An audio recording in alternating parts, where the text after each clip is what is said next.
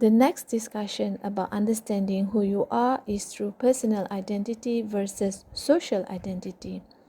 Based on social identity theory, we can see ourselves differently at any given moment in time, which also depends on the personal and social identity continuum.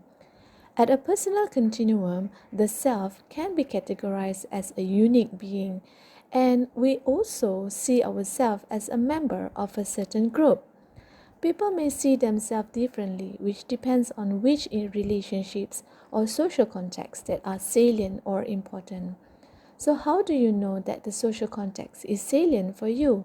There are four factors to be considered. Firstly, you look at the relevance. Look at the aspects of yourself as relevant in a situation. For example, in a social gathering, do you think you are a social butterfly or fun to be with?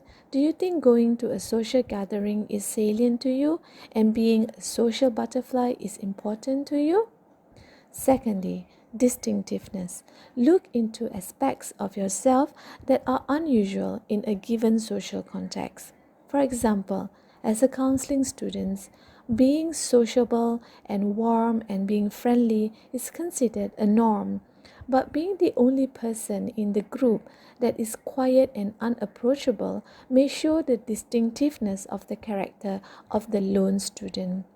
Thirdly, look at the importance of the personal trait that we have that we want to emphasize about the self. For example, as a counseling student, of course, we want to let people know that we are a good listener, we are warm and friendly. Finally, the use of the term or language that other people convey about us, such as counseling student, woman lecturer, male students, and these terms can actually activate social identities rather than personal identity. So, in a nutshell, it depends on how you want to define yourself. If you look at yourself through intra-group or favorable to the group, you may likely to categorize yourself with your social identity. However, if you are not happy with your social group, you would likely to identify yourself more personally.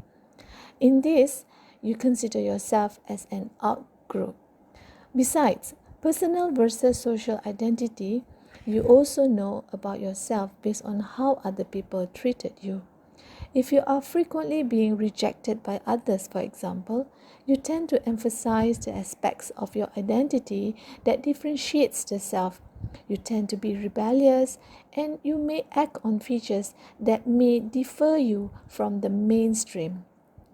This leads to rebel identity construction. Just take a look at the LGBT community or rock punk group, just to name a few.